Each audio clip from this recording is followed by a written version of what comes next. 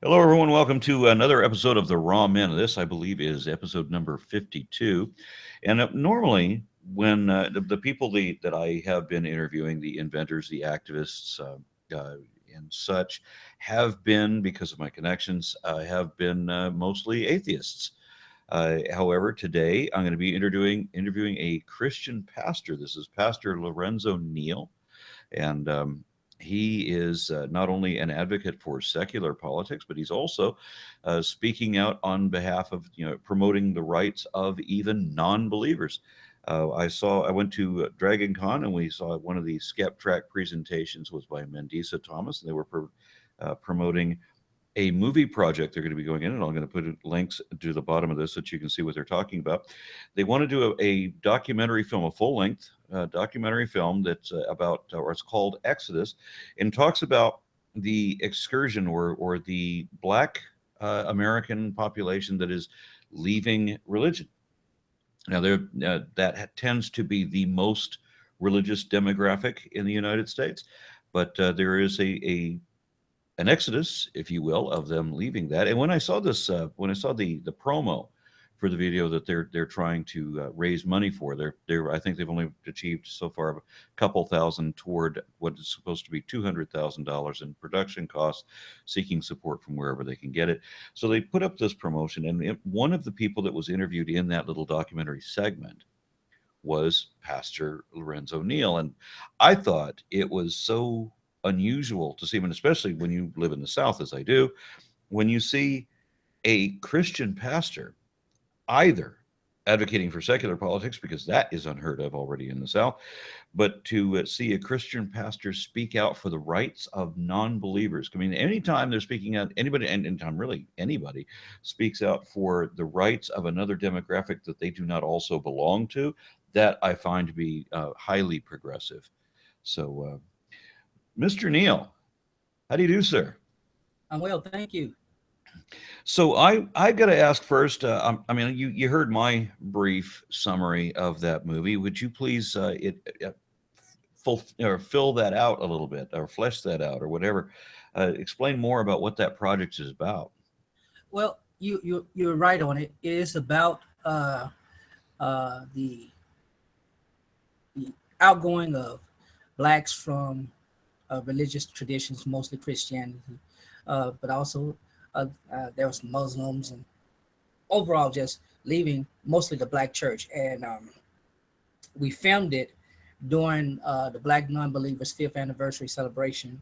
I was a participant in their workshop. I did presentation on our connected uh, life as believers and non-believers in the black community. And it's produced by African Americans who happen to be Christians. They produced it and they were fascinated by uh, this trend. And it's a trend that's affecting every demographic and every denomination, particularly mainline Christian denominations. They're leaving, and people questioning faith traditions. And in the black church tradition, there are a lot of stuff that we do that we're just told to do, and you keep on doing it. And then when you question it, and it's not just biblical stuff, it's just systems and traditions that we just learned by rote, and that continues on. And when people find fault in that, they some have left the church, others have just left organized religion. Uh, they still are agnostic or believers that just aren't affiliated. That's an interesting thought. I mean, when you mentioned that people find fault with it, one of the things that I want to, like the motto of this podcast is, anybody can complain and everybody does. But I'm not interested in just hearing about how people complain. I'm interested in talking to the people who are actually taking action to make things better. And that's really why you're on the show. And the second question was, you said that this is being produced not by atheists. This is being produced by Christian pastors who think that this is an interesting phenomenon. That's another surprise. Well, they're not pastors. I think they were just lay persons who just saw this trend happening. And I may not be fully. There are some a couple of atheists who are promoters, and I think executive producers on it. Uh, But this is not an atheist production. it wouldn't be fair to say that because there are a number of Christians that are Yes, producing this as well, right? For the documentary purposes of accurate it. assessment. If I'm incorrect, I apologize, but No, I I think I made an assumption that wasn't warranted, so that you're fine. The next thing is when you talk about questioning not just the established religions, but the established systems and other things. I mean, that is also very progressive, and in that, I mean, looking at this last election season, for example, I mean, who's not questioning, what we've been doing so far? I mean, there's a whole lot that we can see to be wrong, and then more people, and not just looking at our political situation, but also a number of the laws that we've established, and questioning the legitimacy of these and the practices with the environment and the business practices. Everything comes into question seemingly this year. There's an awful lot to reevaluate. yeah, And I'm actually excited by people. I hesitate to use the word waking up, but realizing that there are things that need to be fixed that have been overdue for quite a long time. So it's great to see people becoming aware of that. I agree. There is an uncovering that is. Uh, it's interesting. I use the word apocalypse, uh, apocalypto, which is in the Book of Revelation. That's the Greek word for it. It's an uncovering that's happening, and unfortunately, it's uncomfortable for a lot of people, uh, and is disquieting the systems that have been established, because those systems have shaped and molded the minds and behaviors of generations of people.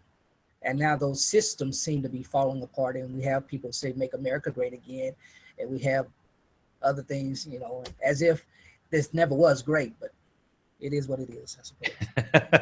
Yeah, I think that there was an ideal that was great, and that and it probably never was fulfilled the way it was supposed to be right from the very beginning. As I remember, when they did the whole thing about all men being created equal, there were some of the founding fathers that rejected slavery, like right at the onset, because of this premise that all men are created equal. And then I think it was the southern states, leaders of the southern states, refused to enter the union if they were going to be denied their slaves. And so already, right from the get go, we have a problem with an inconsistency in that ideal. So, and where else was I going to go with that? Oh yes, on the show of the Exodus, I'm going to have a link to the promo for that. But can you give us an idea of what else is in it beyond the few interviews that we see in that? Because I only think it's like 8 minutes, right?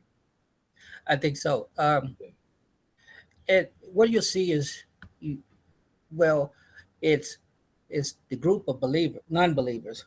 They are giving their experience of what led them to be unbelievers, or whatever it may be. And then you have my perspective, which is as a pastor. Um, what what can I do? What should I be doing? What could pastors be doing to help address the issue? You know, people leaving church, various reasons why they may do so. Uh, but how can, as a pastor, we address those real concerns that they have, the questions that they have, and from my perspective, that's what my role is. And we were doing interviews separately, so I can't say, but when I saw Breer's excerpt, I was moved. It was hilarious, but what she touches on is some of the things that at the Black church in general we don't address. It's kind of like taboo, and when we begin to address those things, we'll have a holistic perspective of what our faith life should be like. What is your goal then in this in this endeavor? I mean, what is it that you want to achieve? Well, the primary goal is to bring an awareness, a greater awareness to the issues. I don't see it as a problem. Of course, it's a problem for churches because we rely on members to support what we do as far as ministry, and it may be a problem with some pastors who are uneasy about actually dealing with the fact that they have people in their churches, sitting in their churches at the present moment, questioning what they really believe, and they may not be equipped to address that. Uh, So overall, is to create a sense of awareness and purpose for our humanity and our community. As African Americans, we're not monolithic, and we know that, but we rarely, address that publicly, or we don't air out our dirty laundry. And unfortunately, this is like dirty laundry being aired, and Mhm. so it's not an attack against the church or against the ministry. I know some may take it that way, but it isn't. It's just a reality that we must be aware of and not try to suppress, but find a way to uh, empower people to live. Okay, let's establish first your credentials, how mainstream your position is. I understand you have a position in the church that probably should be mentioned. I am a full-time pastor at the African Methodist Episcopal Church, and I have been in ministry now I accepted my call to preach when I was 12, and was licensed when I was 16. So next year would be 25 years of licensed ministry. And I've been in pastoral ministry for about 20 years in the Baptist and the Methodist faith traditions. And I got the traditional education, college degree, seminary training, um, and I'm currently a doctoral candidate in pastoral community counseling psychology. So uh, that's the, that's the depth of my experience. All right, then the next thing I wanted to ask is how you are perceived on, let's say, by other members of the clergy. Um, I it really hasn't affected me, honestly. Um, there have been some who've cheered me on, and they're silently cheered me on, and there have been others. My father's a minister, and he was quite intrigued that when I got the invitation to speak at a non-believers event. Hmm.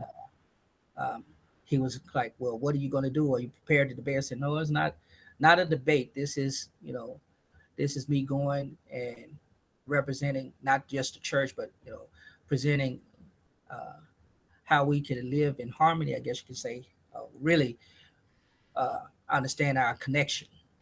We do have a connection. Well, then let me ask, how would you compare your response? I mean, the way that you're approaching this to the way other uh, other pastors, and not just black pastors, but how would you compare your response to this situation to the way, let's say, maybe other black pastors, but maybe also people like John Hagee are respond to this? Well, I mean, most of us pastors, we see ourselves as shepherds or under shepherds and of Jesus Christ, and that we are to love the sheep and feed the sheep and care for the sheep that He affords us to serve. And most pastors, and again, I'm speaking very generally here, um, there's an underlying fear that if we allow people to explore options, that they may, you know, go too far. If they ask too many questions, they may go too far, and so a lot of preachers uh, approach this topic uh, with the fear that don't do too much, because the devil will try to trick you, and the devil is a liar. He can do all of this, but I approach it from an academic perspective, as we are taught to train. As a matter of fact, Scripture encourages us to you know to read and study and show ourselves approved and all of that, and that's a facet of it. I also approach it from a perspective of um, a sense of love and duty. Um, if my brother or my sister is in that place where they're questioning and they're wrestling with things, and a lot of people don't feel comfortable wrestling and questioning, and so they may sit in church quietly and go through the motions, and they'll be withdrawn spiritually, but they'll still be active and engaged in church activities. Uh, and they'll eventually grow weary of what they're doing and withdraw. I've seen it happen on occasion. And a lot of those preachers who come across angry and bereft at persons questioning their faith or questioning uh, their spiritual experiences, I think those are the ones who still are in process of spiritual growth themselves, and they don't want to go any further. They don't want to evolve, I guess you could say. And one of the other people in this movie, Alex Jules, a friend of mine Yeah. here in Dallas, he said, I think it was him that said that many people think that the black church is liberal, but that they're often highly conservative. Yes. And is this contributing to that exodus? Yes, actually. Uh, Politically, socially, black church. Well, politically, the black church falls in line with most liberal and democratic progressive ideologies. But socially, black church is very much conservative, and that's why you find this wrestling with white evangelical Christians, because they understand that most blacks uh, are socially conservative. They don't believe in abortion. They still uh, are very, very homosexuality and things of that nature. And as again, as these issues have become more mainstream and um, um, more congruent among diverse populations in the country, it's softened also in the black church. But we still, and this is me included, we still are, we still have a small battleground. Those are still battleground areas, and it grieves some people when you hear, for example, there's a pastor who refused to hold the funeral of a person because they were homosexual. The person is dead, and the pastor said, well, they were homosexuals, so we're not going to do the funeral. And my mind is like, okay, the person's dead, but funeral's not for the dead person anyway. At least let them share. You show your love whether you agree with lifestyle or not, which is how I approach some things. But me personally, I'm still in that conservative block. I don't know how I come across progressive. Well, I do. I mean, I it's about loving people, And Well, in the Exodus interview, you said that you were a very strong believer in all of that, but and you also said that you were a partial skeptic. yeah, I don't mind questioning. Um, Okay. I don't have a problem with if I am confronted with something that uh, is different. I don't mind exploring it, and if it comes across as something that I need to adopt, and I don't mind adopting it. It's if it's going to be beneficial Are to we and this the topic of homosexuality and all that, is that part of that partial skepticism? part of it. I still wrestle with that. We have persons, both clergy and lay, who wrestle with that sexual identity, same-sex attraction, and uh, from pastoral counselor perspective, my role is to help people uh, be themselves, I guess you can say, and so that is part of it. But in the church, we're wrestling with homosexual clergy and things of that nature. Uh, Yeah, and and it's not just among Catholics either. We're seeing an awful lot of that in the Protestant yes, denominations as well, which a lot of people may not realize if they're not following the news very closely. yeah, in the Methodist connection, we in United Methodist Church particularly, there's factions where uh, great disparity regarding this issue of homosexuality, particularly with clergy who are same-sex attracted to same sex. They want to be married. Now that it is legalized, they have the ability to do so, but church law still would not allow them to do so, or allow them to officiate same-sex marriages. And I believe eventually, may take another 10 years or so, but eventually that will shift. Uh, Again, as more persons become enlightened to various perspectives, that may shift, but uh, it's still a very, very tough area uh, to get. I yeah, I've performed probably I think 3 weddings now, and I'll be performing another one in the next year uh, with an ordination that I have, which I don't think is necessary. Most states don't even require, I don't think, an actual ordination, so far as I know. But I have one, and I have done weddings, and that's fun to do. It's hard to imagine somebody denying some of that right.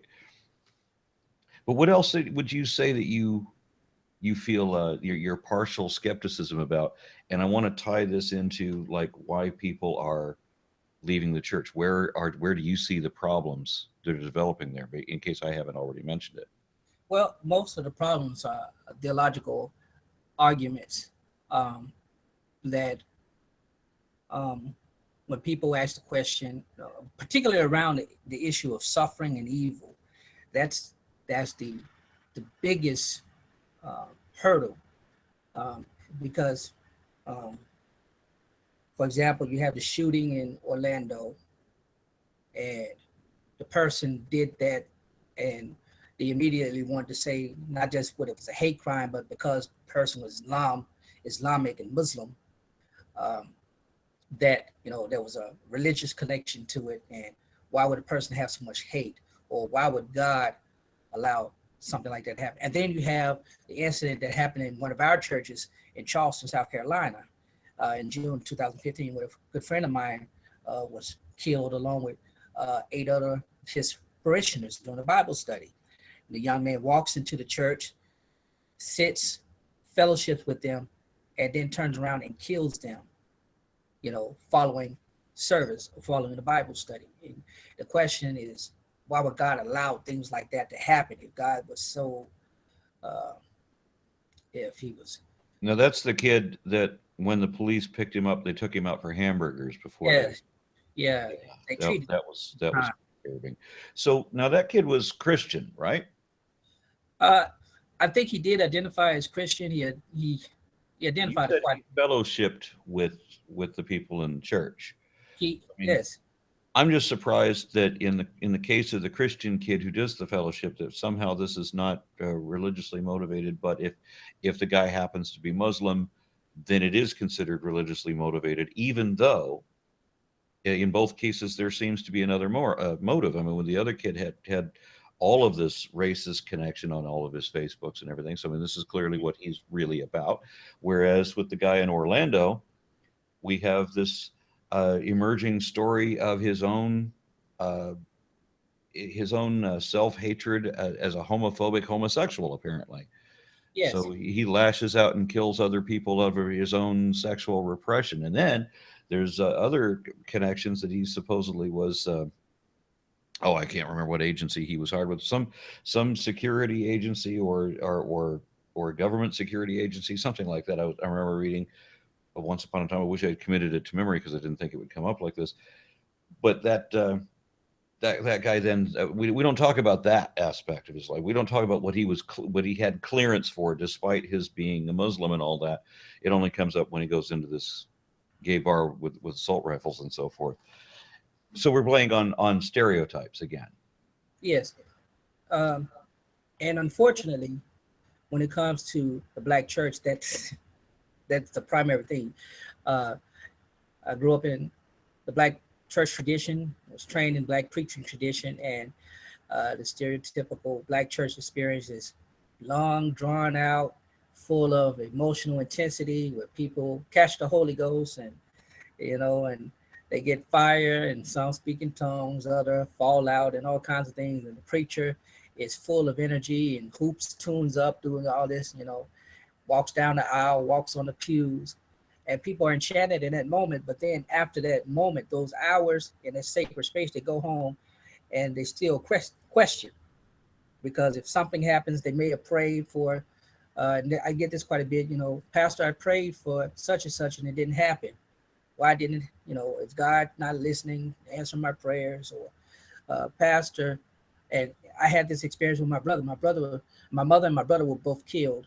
Uh, my brother was when he was stabbed, and I went to the hospital, and like a good preacher with full of faith, I went in the hospital. I laid my hands on his body, and I said, "Lord, you've given me the power to lay hands on the sick, and they shall recover." And I'm praying and believing that now my brother will be healed. And I had the faith of all, and so I walked out of the room and was just waiting to hear news. And we had news. Well, hey, your brother's breathing on his own for a little while, for about 5 minutes. He was breathing on his own, and said it looks like he's going to pull through. Of course, we're happy. So my family and I, we leave, and we leave the hospital. We go out, run errands. About 10 minutes later, we get a call. My brother had passed away. And so following that moment, I was like, well, wait a minute, God, I prayed. I had faith. I did all this stuff. Why did he die? How could he die? Was my prayer not worth it? And I didn't have a moment of wanting to quit. I just had a moment of questioning. And like most, fall back on your religious tradition, say, well, it was just God's will. It was just God's will. There's nothing you can do. That made me angry for a little bit. And eventually I realized he may have wanted to go home and be with my mom. You know, I saw it from that perspective. It took the religious aspect out of it. You know, maybe he got the chance to see her and say, I'd rather be with her than be on this side of the world. Okay, well, I'm going to avoid that topic altogether, Yeah. and we will try to talk about something else. Now, you said that because obviously I'm going to have a very different perspective on that, and I don't want to be in debate mode today. That's not what this conversation is about. So, i- the movie that they were producing, or that the documentary that they're producing, is it's just interviews with non-believers, right? Yes. Okay, and the producers of the film are noting this curiosity, and but they are primarily Christian, at least most of them. And what is the goal that they're trying to do with this film, this documentary? Basically, just bringing awareness. Help people see that, and of course, research has proven this already with various Pew research studies that there's a growing body of persons um, becoming non-religious, Mhm. and it's not just in predominantly white churches, but it's also in traditional black churches from every Now, spectrum. what is the response in the black community to this? Um, I haven't heard any too much. Again, it's still a type of subject. Uh, I've shared the clip on my social media outlets, and I've gotten positive feedback. Uh, but again, it's still, I guess, it's still rather intriguing to see that persons are talking about it. Now, And your social media connections would be primarily believers, yes?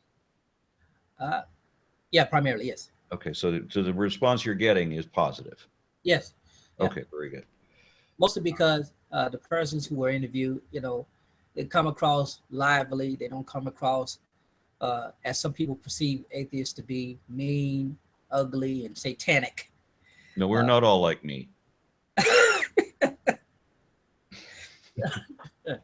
no, but and I think that the way the questions were asked and the way the persons responded um, was uh, was very positive. So I understand they're trying to get this aired like on a major network. Is that right? I believe so. Yes. Okay, and that's why it's taking this massive amount of money. Yeah. Okay, so let's talk just a moment about that, about how to support the project for anyone who's interested in doing so. The money that is needed to be generated is in order to get it on to it. Is there a target network, or it's just any? Is there any I one? I am not uh, privy to exactly if there's a target. Okay. All right. But I heard, and I think it might even be on the promo somewhere, that there's a particular network or some channel or avenue of major network or any major network perhaps to get it aired. And of course, that's why it's costing so much, because it is mainstream regular television as opposed to just something that's posted out on the internet somewhere. Yes. Is there anywhere, and I wouldn't think that there is, but just to ask, is there any way to see the entire documentary? But it hasn't even actually been made yet. Is that right? If I understand correctly, uh, it has not been fully produced. They just uh, have Have it all bare. of the interviews been done? Yes, Okay. from my understanding. Uh, There may be some follow up. There will be some follow up, post okay. production. So not all of the editing has been done. Yes, and they may Gotcha. be back. They may come back and when they get funding, um, do some more, follow up interviews. If depends on how the direction of it goes. Well, I would like to. I mean, I'm part of the Atheist Out program, and I like to call attention to this exodus that you're talking about. For different reasons, obviously, but I would like to, promote public awareness of this. Is my consideration that perhaps as many as a third of the country are actually atheists. Matter of fact, I was just on the phone with a national polling source about this very question. My idea was. Oh,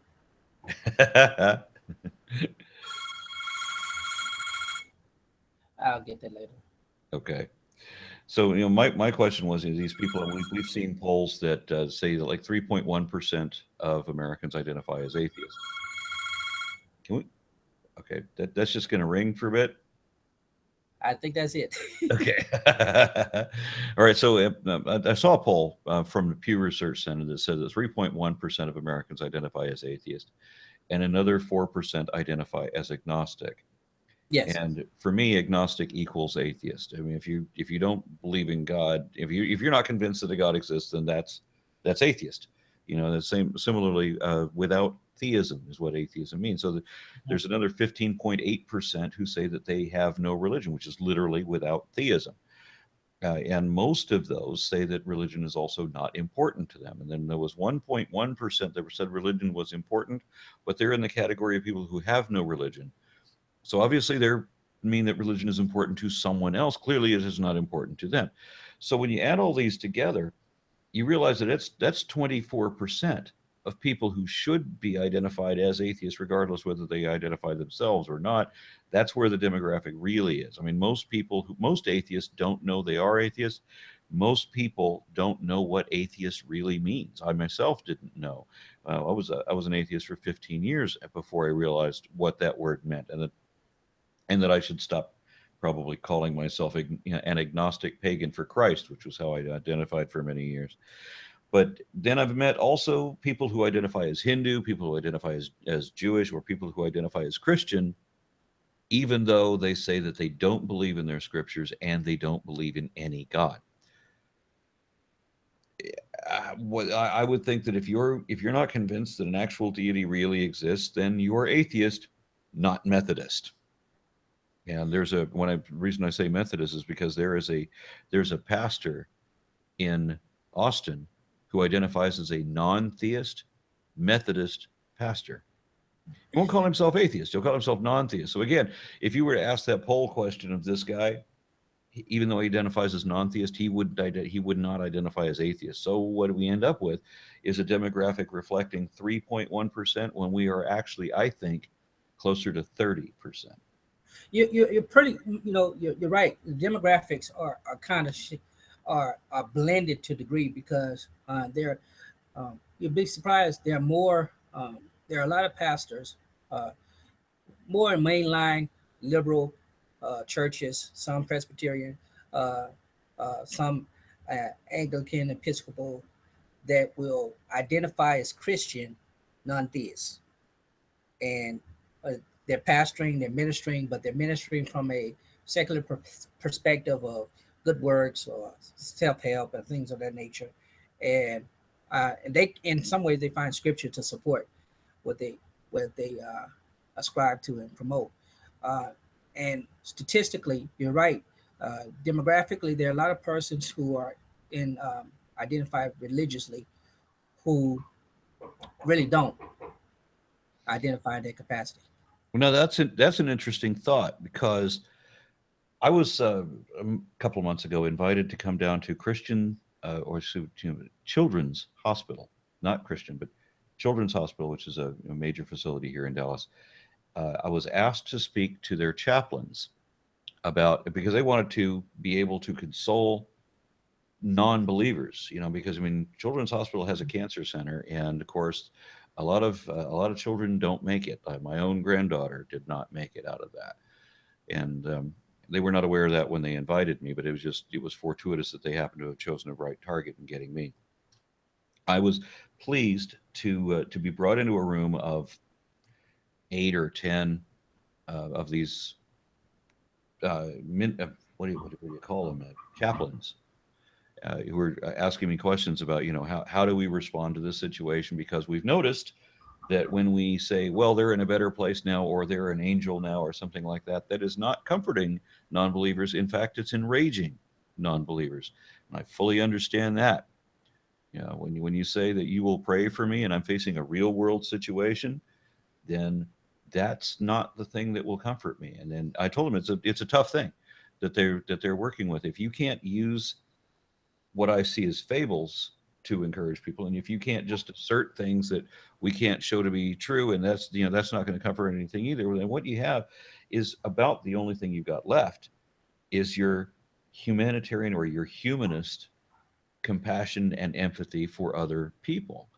And sometimes the only thing you can do is just say that I'm so very sorry that this is your problem. I mean, sometimes what is needed is a hug or a cup of coffee or something like that, where there is no pastoral training beyond that, where we all just become humans and the religion just completely melts away or becomes useless.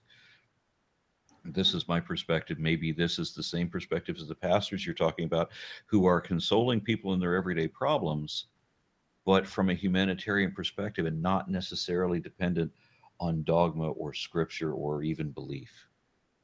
Yeah, you're right. And I serve as a chaplain, and again, even though as a counselor from the pastoral perspective, I've learned that sometimes my presence is the only thing that's needed uh, in a hospital setting. Sometimes I've had a person who was non-believer ask for a chaplain, and I was able to share and care for them without any uh, their list religious perspective, and that's all they needed. Um, There are some pastors who understand that they are seen as compassionate, they're seen as caring, they're seen as interested, and that's really what matters most. There are some pastors who don't get this, and who we often see shown on the internet, where they don't even have to be lampooned. They'll just show what the guy actually says, and he generates enough hate against himself because he's anti-gay, he's um, anti-liberal, he's anti everything that isn't him and a specific subset. We've seen the people that preach that every other person, even within their same denomination, perhaps may be completely wrong, and they will rain down all kinds of hate. And these are not the guy that you call to your bedside when you're elderly and all your friends have died and you need someone to when you know that you're terminal and you need to someone else and there's no one left in your life, pretty much.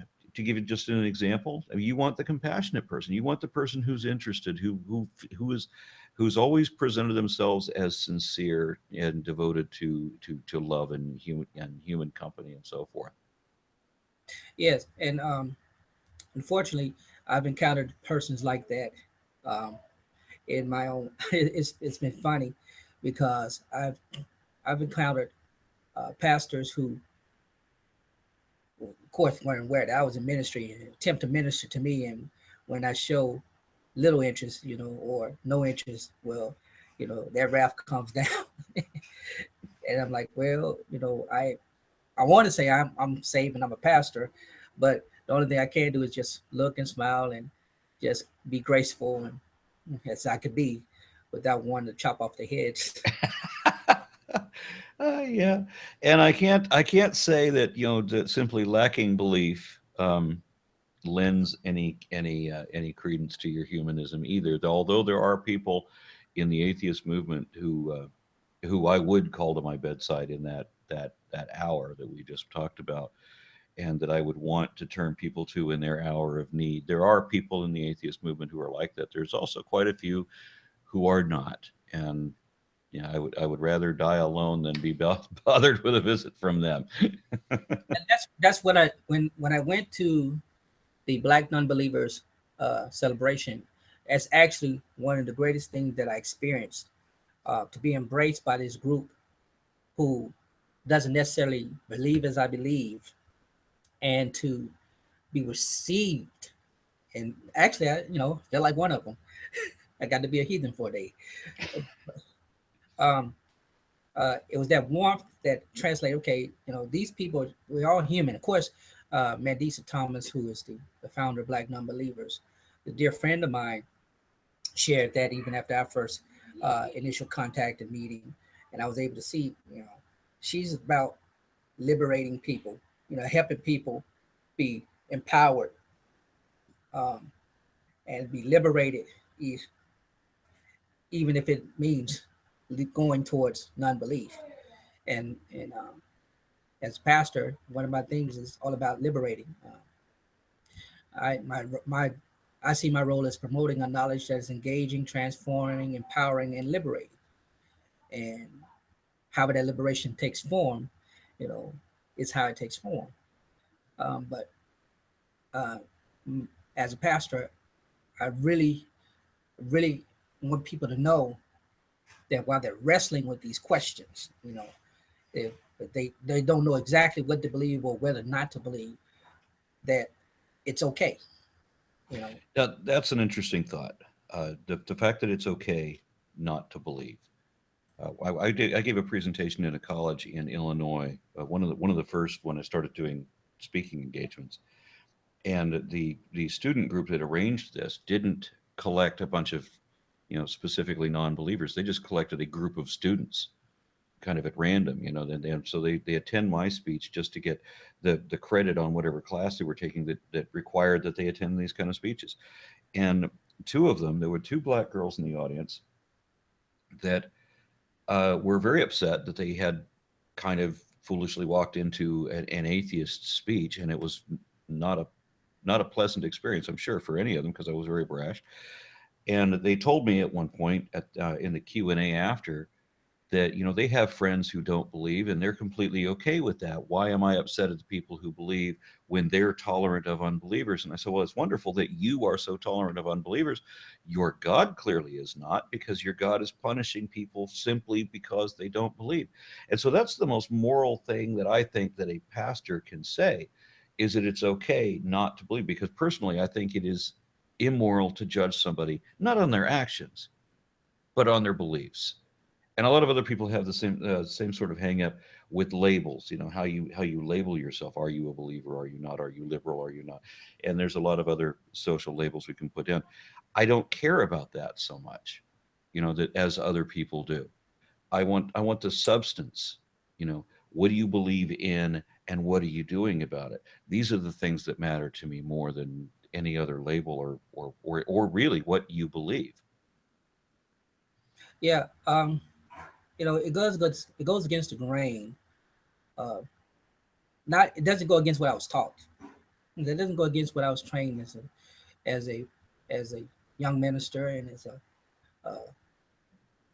pastor. Um, because when we do evangelism, I can't talk right now.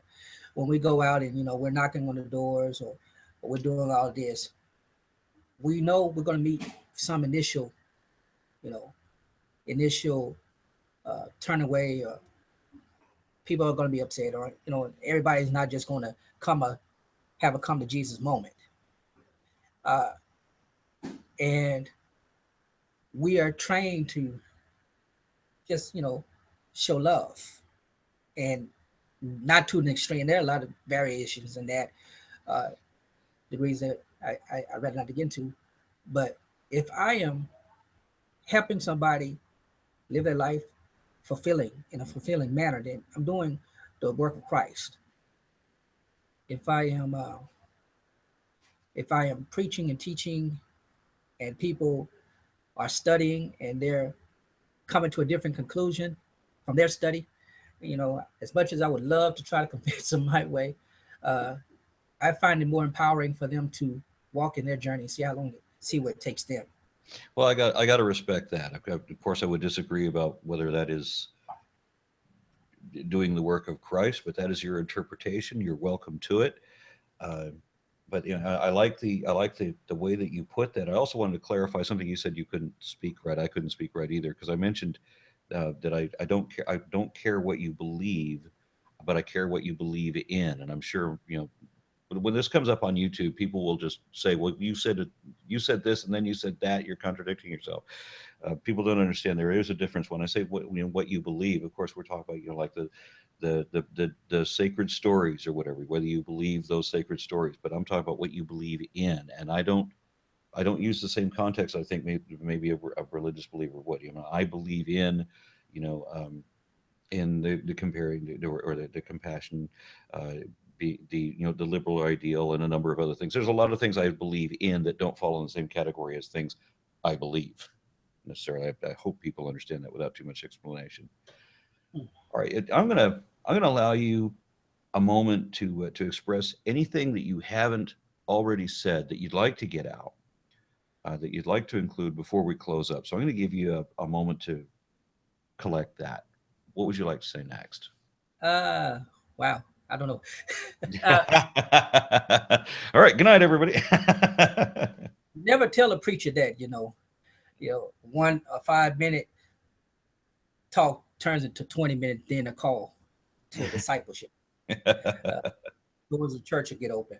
No, in closing, I just want to make sure people understand uh, that the reality of what is happening across the religious spectrum in America isn't a harmful thing. Uh, it may come across harmful because nobody, no pastor, no faithful church member wants to see anybody leave the hands of God, the grip of the grip of God, the ark of safety. And as a pastor, of course, I surely don't, because it affects my lifestyle. you know? Okay. uh, but you know, the shift is happening, and uh, empowered to help those who are wrestling with that. You know, it's a reality that I'm sure that's been going on for generations. It's nothing new. There's nothing new under the sun at all. It's you know, uh, there'll be plenty of skeptics way after I'm gone. Uh, but in this moment, particularly in this chaotic environment that our country experiences, the visit we're experiencing, we should be about our humanity first. You know, we should be about empowering each other to live better, to love better, and to build a community of hope. That's what's really needed.